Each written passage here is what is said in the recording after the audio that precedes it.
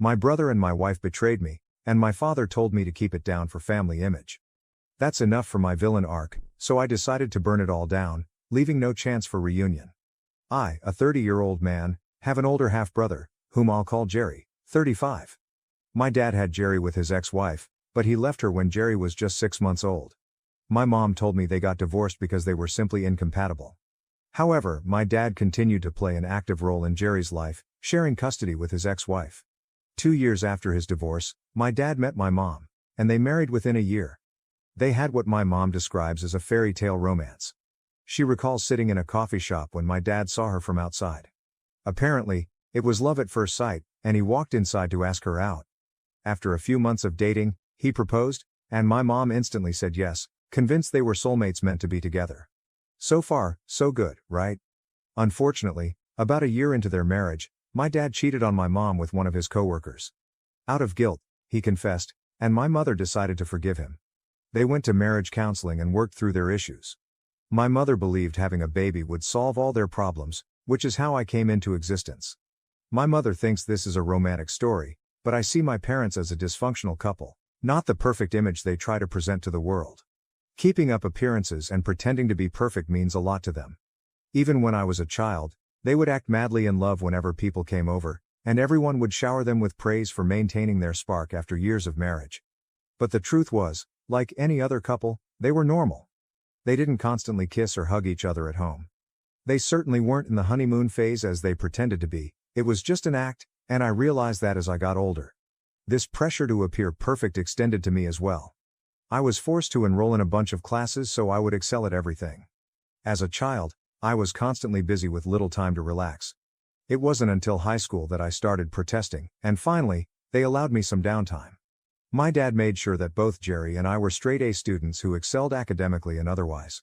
Jerry got into one of the top medical schools in the country, while I ended up at an Ivy League college for business. There was always immense pressure on us, and while I don't recommend this parenting style, I'm fortunate it worked out for me. However, my dad also believed he had the right to control our personal lives. My mom was no better, as she always agreed with him. When Jerry turned 30, my dad told him it was time to start looking for a woman to marry and settle down with. He insisted Jerry was getting older and would soon run out of options.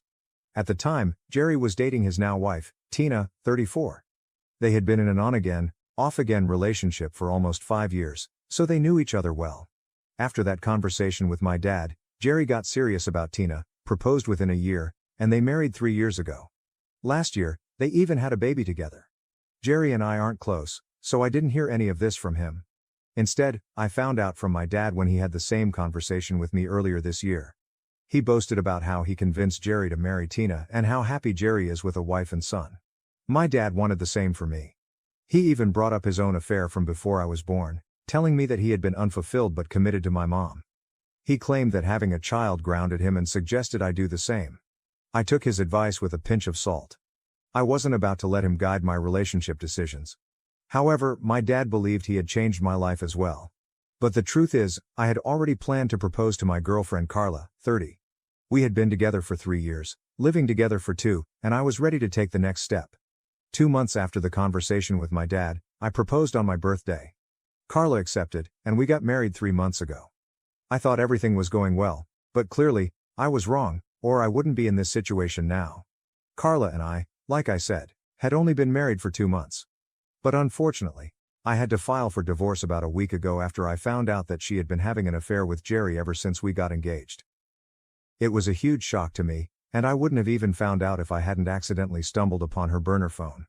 I couldn't find a piece of clothing that belonged to me, so I was searching all over the house. She wasn't at home at the time, and I thought maybe she had kept it with her clothes accidentally. As I went through her clothes, I felt something in one of the pockets of a pair of jeans. I took it out and found another phone.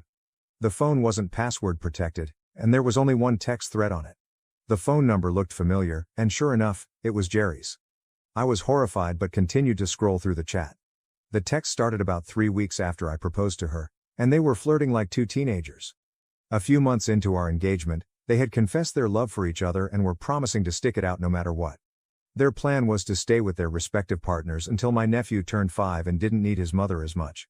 Then, they would file for divorce and confess the affair.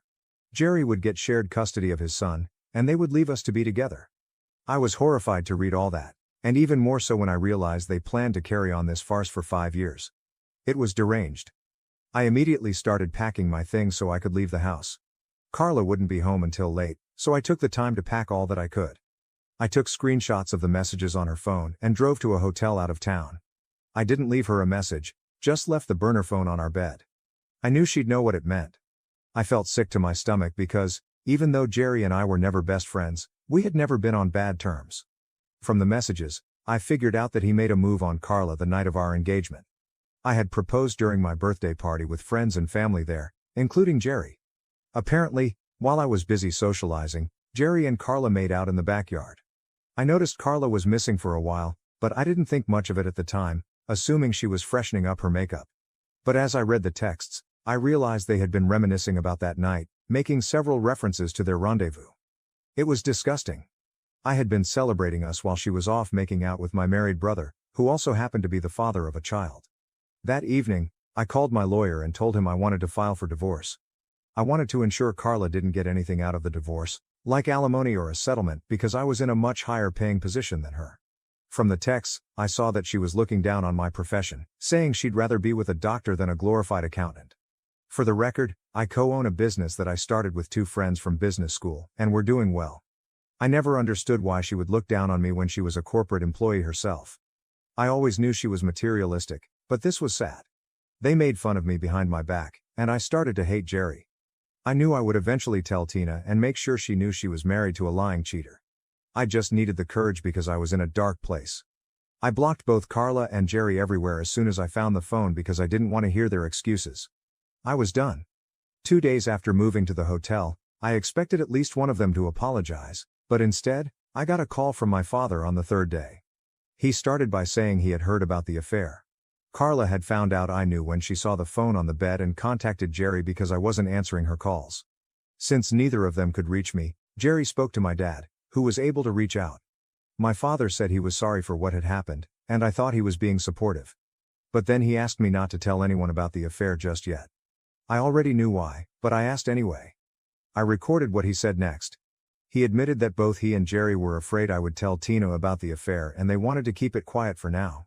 My dad told me that, since I was unwilling to speak to Jerry and had blocked him, he felt it was his responsibility to inform me that neither he nor my mother wanted me to tell Tina about the situation.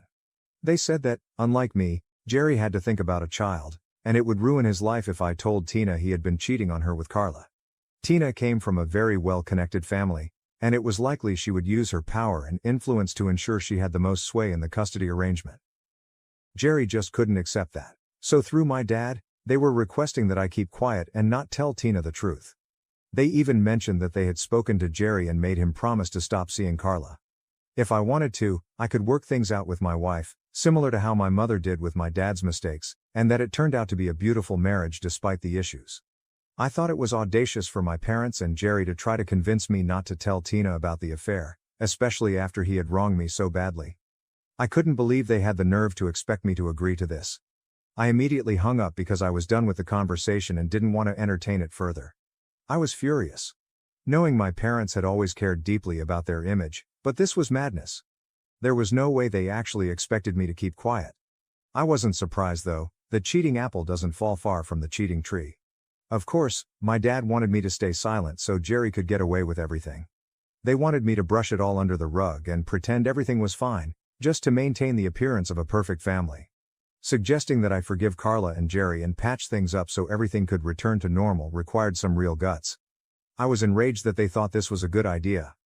In the heat of the moment, I decided to text Tina and tell her everything, including that Jerry had asked my dad to instruct me to keep this a secret. I also included screenshots of the messages I had found on the burner phone. Then I turned my phone off. I didn't want anyone contacting me because I knew things would escalate, and I didn't want any part of it. A couple of hours later, when I thought it was appropriate, I turned my phone back on and found it full of messages and missed calls from my family. Everyone was extremely angry with me, but I only cared about Tina's response. The first text I checked was from her. She hadn't said much, just that she was thankful I had chosen to tell her the truth and that she knew what to do now. It sounded a little ominous, but I soon understood what she meant. From the other messages, everyone, including my mom, dad, and a few other family members, was clamoring about how Tina and Jerry had a huge fight after I sent the message, and Tina had moved in with her parents with their son. In the aftermath, it became clear that divorce was very much on the table for them, and Tina might file for full custody. This wasn't good for Jerry, as she would likely try to limit his time with his son, even if he got shared custody. I don't know why, but my family is blaming me. If they didn't want this outcome, they probably should have taught Jerry not to cheat. This is on him? I have received a lot of angry messages over the past few days since I sent Tina the text and she left him. I think it's really unfair that everyone is blaming me, but it's even more unfair to claim that I ruined a happy family. I don't understand where that is coming from because, if they were truly happy, Jerry wouldn't have cheated. I know I'm right, but I still feel a bit uneasy because I've heard that Jerry is really miserable now. I don't feel comfortable with the idea that he might not get full custody. Though it's fine for me since I don't have kids, for them, it's different. I regret telling my brother's wife about the affair with my wife. Update. Okay, so it's been close to a week since I sent that message, and Tina left the house. Things have become relatively quieter now in the sense that nobody is constantly messaging me and reminding me that this is all my fault. This is mostly because I have blocked everyone. I really don't need that sort of negativity in my life anymore. The only person who can still contact me is Carla, since I unblocked her because the divorce proceedings are about to begin. However, she is using that window to try and talk to me and explain that she wasn't thinking straight and that she is apologetic for cheating on me. I don't know what she hopes to accomplish with this, but it's not really working. I don't feel bad for her. I don't even feel bad about what is happening. I think it's great that she cheated because it saved me from wasting my time with her. I can't imagine being married to her for a year or more and then finding out she had been cheating on me all along. Or worse, letting her plan succeed and then being together for 5 years before finding out about the affair. I'm trying to put a positive spin on this and come to terms with the fact that she was never the right one for me. Someone who can agree to marry me and then go make out with my half-brother can never be my soulmate. I was wrong about her, and I'm glad I was. I'm still living in the hotel, and nobody has been able to find me yet, which I'm really thankful for because I don't know what I would do if they were able to track me down. I know it's only a matter of time before they do find out, since there aren't many hotels in this area, and they know that I'm not in any of the places in the city. I've been working from here, and it's been lonely and strange, but there's not much I can do about it. The only thing I hope works out for me is the divorce. She has already been served, but she hasn't responded to it yet, and I guess she's probably just holding out hope that I might change my mind because of her consistent begging. It's optimistic of her, but it's not going to happen. Update. Hey guys, so 3 days since the last update and, sure enough, my dad and Jerry were able to trace me. They went through every hotel in the city and realized that I wasn't in any of them. So, they started looking for me outside of town and found my car in the parking lot of this hotel. I had already informed the front desk staff that if somebody came looking for me, they were not supposed to tell them I was here. When my dad and Jerry confronted them about it, they said that nobody by my name was here in the hotel, but my dad and Jerry had already seen my car in the parking lot. So, they knew the staff were lying and started throwing a tantrum in the lobby. They began screaming and hurling cuss words at the receptionists, which forced them to call me down to deal with the situation. Once I came down, security escorted both of them outside, and I went out to talk to them. I had no idea what they even wanted to discuss with me because the damage was already done, and Tina knew the truth. My dad and Jerry told me that they had come up with a solution and a way for me to make up for what I had done. They said I was going to be called to testify against Tina in court, and all I had to do was say a few things to make Tina look like an unstable wife and mother, which is why Jerry cheated on her. That way, Jerry would get full custody. They said things were not looking good for him because, along with the cheating, Tina also had a lot of other complaints against him that made him look like a bad father. He was mostly not at home, and now Tina knew he was out with Carla. There were also other issues, like he claimed he loved his son but never did anything for him. All the baby duties, like changing diapers and feeding him, fell to Tina, and no matter how much she requested him, he would always claim to be too tired. Not only that, but he also wouldn't do any of the chores around the house.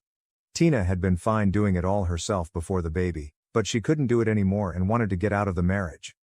Honestly, I don't understand why they thought telling me this would work. It just convinced me that I did the right thing and that Tina was better off without him. Besides, it was entitled of them to expect any help from me after screwing me over, especially with something like this. They wanted me to lie about Tina so they would get full custody. I mean, it was ridiculous to even expect that I would agree to it. I told them I didn't want to do it and that they meant nothing to me, so I didn't have to make up for anything. Then, I walked away without even bothering to wait for a response because I knew they couldn't change my mind. I also instructed the security person to have them thrown out because I didn't want them anywhere near here and mentioned how dangerous they were. So, that was enough.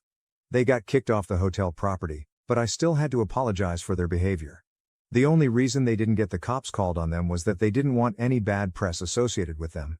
Otherwise, they definitely would have called the police and had my dad and Jerry arrested.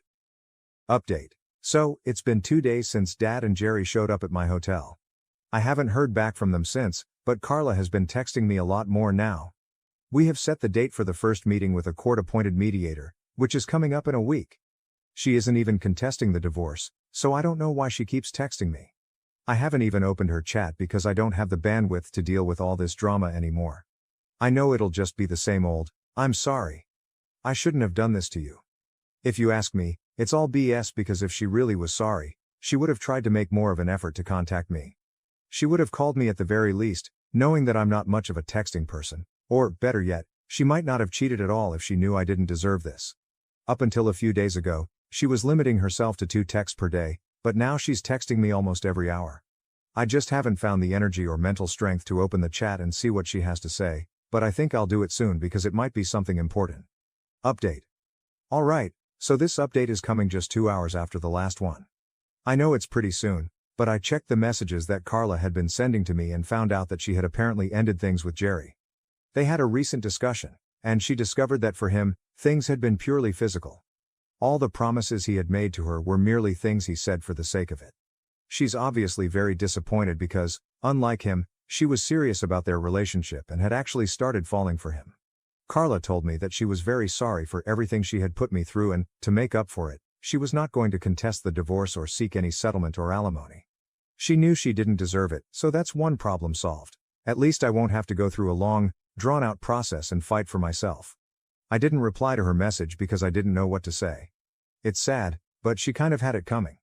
What was she even thinking, getting involved with a married man with a child, especially when she was getting married herself? It was quite foolish of her, but it all worked out well for me, so I don't have any complaints. I'm honestly glad I checked those messages because it means I'll have to work a lot harder on the divorce than I initially thought.